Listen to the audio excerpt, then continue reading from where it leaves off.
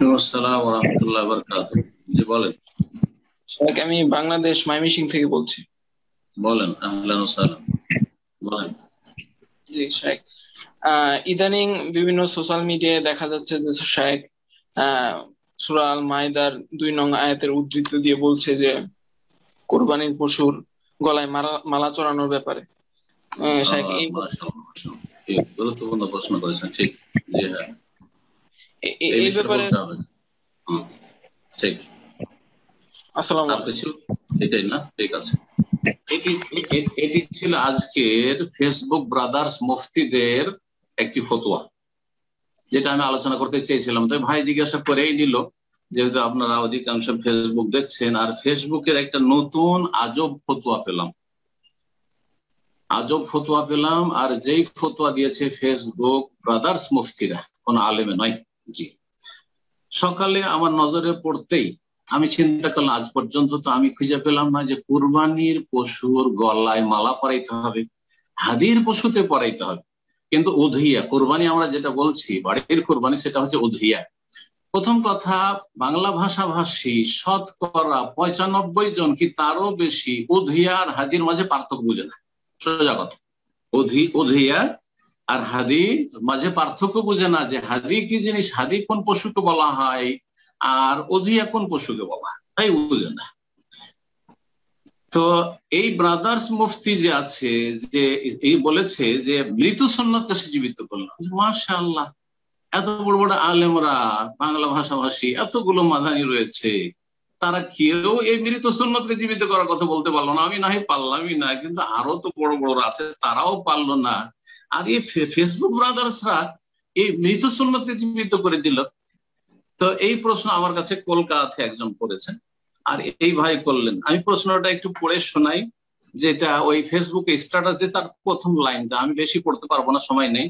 বলছে, পশুর গলায় মালা পরানো ও মালাটি নিজ হাতে বানানো একটি বিলুপ্ত হয়ে যাওয়া সুন্নাত, একটি বিলুপ্ত হয়ে যাওয়া সুন্নাত। এই সুন্নতকে জীবিত করার উদ্দেশ্যে এই স্ট্যাটাস দিয়েছে ফেসবুক ব্রাদার্স মুফতি।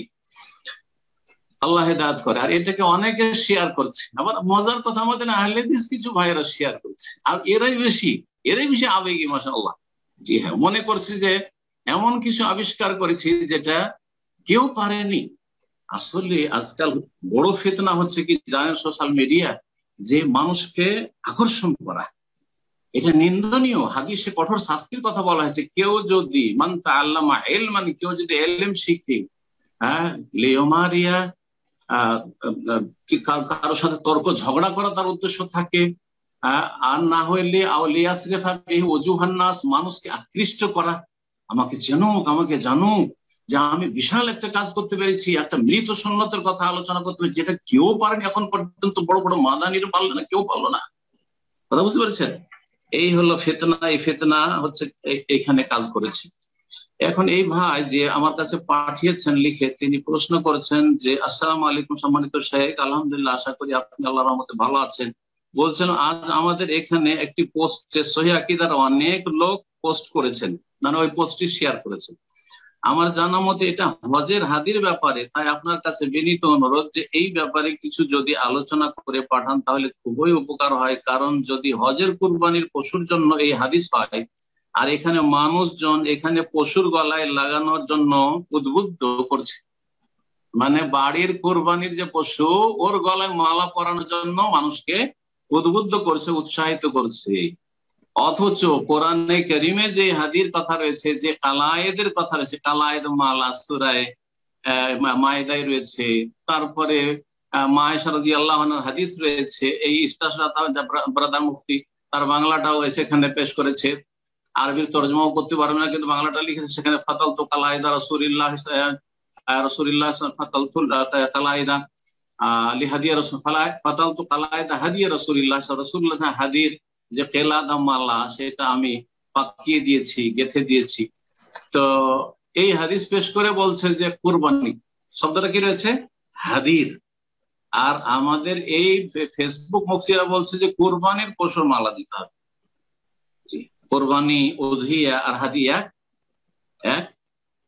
আমি যখন আমার নিজের এলেমে পেলাম না, আমি অনেক খুঁজেছি যে দেখি উযিয়াতে আমি তো হাদিতে জানি যে কেলাদা আছে আর এশআর আর একটি সুন্নাত আছে এশআর করা, সেটা উটের ক্ষেত্রে, কিন্তু বকরি ছাগলের ক্ষেত্রে ছোট পশু দুর্বল হয়ে পড়বে, এশআর করলে এটা চলবে কিনা এসব বিষয়। যাই হোক, বকরি ছাগলের ক্ষেত্রে যদি হাদি হয়, হাদি কাকে বলে তাহলে বলে দিই, কারণ অনেকে বুঝছেন যে হাদি বুঝেন না যে হাদি হয় কি।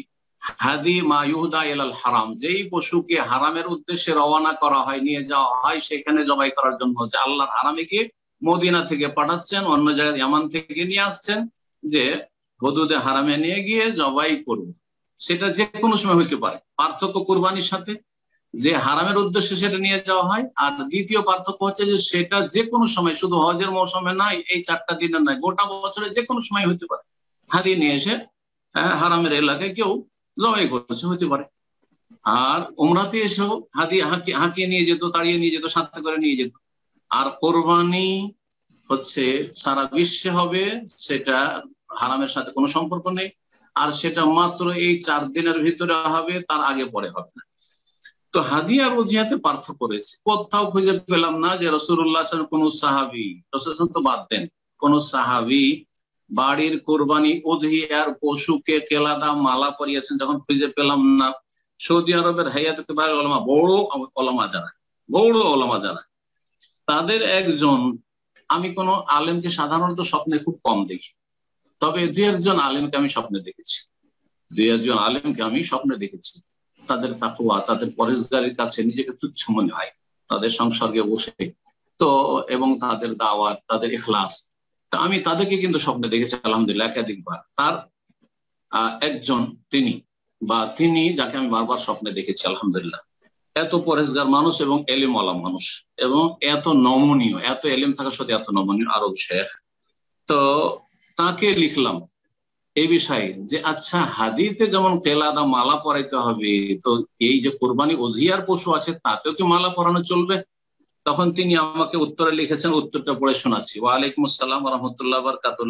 আ'লামু ওয়ারাদা যালিকা ফিস সুন্নাহ, আমি জানি না যে কোন সুন্নাতে হাদিসে এইরকম বর্ণিত হয়েছে যে কুরবানির পশুতে, উযিয়ার পশুতে, বাড়ির কুরবানির পশুতে কেলাদা মালা পরাবেন। ওমান কালা বিমাশরুয়াতি যালিকা, যারা বলেছে যে এটা শরীয়ত সম্মত, এটা করা যাবে, তারা কি করেছে? কাসা আলাল হাদি, হাদির উপর কিয়াস করেছে। প্রথম কথা, ইবাদতে কিয়াসই চলে না, হাদি ইবাদত, উযিয়া ইবাদত, ইবাদতে কিয়াস চলে না, এই ফর্মুলা সমস্ত সালাফি ওলামারা জানেন।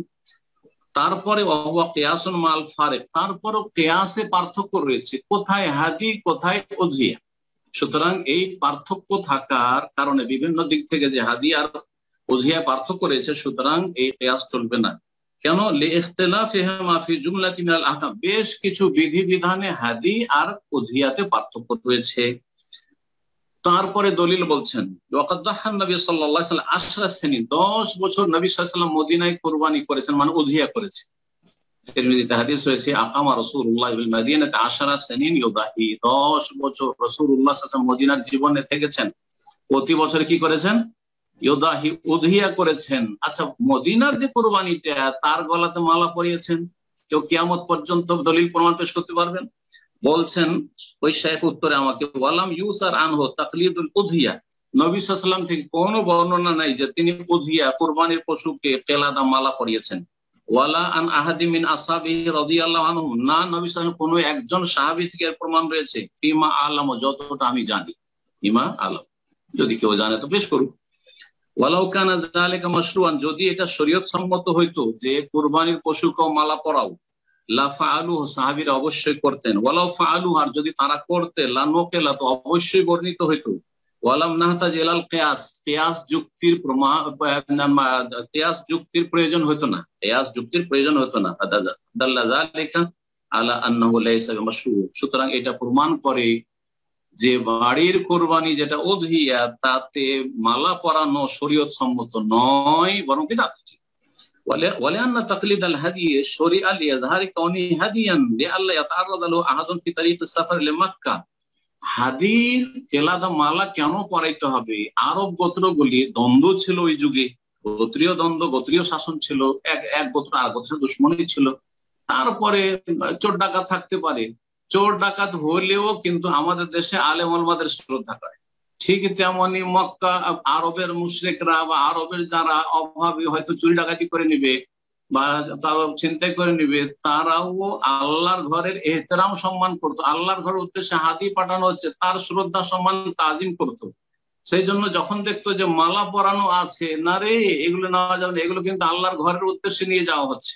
অথবা একটা উট পাল ছেড়ে হারিয়ে গেলে পৌঁছে দিত যে এটা আল্লাহর ঘর পর্যন্ত পৌঁছার জন্য এসছে, কিন্তু ছুটে পালিয়ে এসছে, নিয়ে যায় একে পৌঁছে দিয়ে আসি।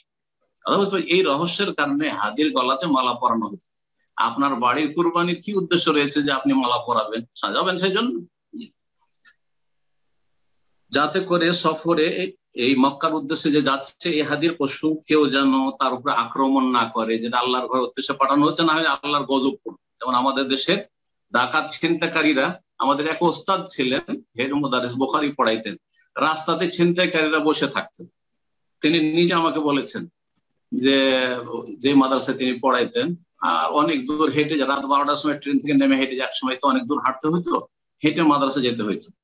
তো একদিন ওই ছিনতাইকারী ডাকাতরা বলে দিল যে মৌলানা সাহেব, আমাদের এলাকায় মৌলানা বলে মালদা ডিস্ট্রিক্টে, মৌলানা সাহেব যখন আপনি যাবেন আমরা বলবো কে, তখন বলে দেবেন যে আমি বড় মৌলানা আছি, আর না হলে আমরা কিন্তু ছিনতাই করি, আমাদের সাথী সঙ্গীরা ছিনতাই করে নিতে পারে, আপনি বলে বড় মৌলানা আছি। তো ডাকাতরা সহি সালামত আরো এগিয়ে পৌঁছে দিত ওই মৌলানাকে। তো এইরকমই আরবরা হাদির পশু হইলে মক্কা তারও পৌঁছে দিয়ে আসতো। তো তারপরে বলছেন শেখ যে ওয়াল উযহিয়া তো তাকুনু ফিল হাদার, আর উযহিয়া কুরবানি সেটা মানুষের বাড়িতে বাড়িতে হয়। ওয়ালা তাহতাজু লিহাযাল মানা, সুতরাং এই কেলাদার কোনো প্রয়োজন নেই আর কোনো দলিলও নেই। সুতরাং আল্লাহু আলাম বলে শেষ করছেন, সুতরাং শরীয়ত সম্মত নয় যে আপনি বাড়ির কুরবানিকে মালা পরাবেন। জাযাকুমুল্লাহু খাইরান।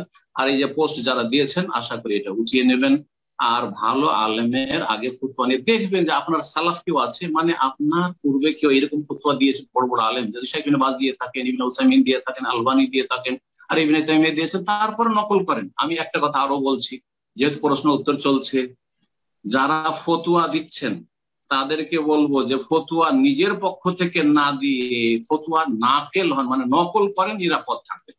বালা মুসিবত থেকে, আল্লাহর আযাব থেকে বেঁচে যাবেন, পাকড়াও থেকে বেঁচে যাবেন। আমি যদি নকল করে দিই ইবনে তাইমিয়া রাহিমাহুল্লাহ এই বলেছেন, আমার কোনো দায়িত্ব থাকলো না। আমি আপনাকে ইবনে তাইমিয়া রাহিমাহুল্লাহ রেফারেন্স দিচ্ছি, ইবনে বাজের ফতোয়া এইটা, আলবানীর ফতোয়া এইটা। আমি কিন্তু অধিকাংশ ক্ষেত্রে, বরং প্রায় ক্ষেত্রে এরকম করি। আর যদি কখনো নাও বলি এই কথাটি, আমি তাদের কথাগুলি পড়ে এসে নকল করি। নাকেল, আমি মুফতি নই, সহজ ভাষায় বলছি, অত বড় মুফতি আমার হওয়ার কোনো প্রয়োজন নেই, খুব ভয় লাগে। সেজন্য আবার বলে দিচ্ছি, আমি নাকেলুল মুফতি ফাতওয়া, আমি ফতোয়া বড় বড় আলেমদের নকল করি, আমি ফতোয়া দিই।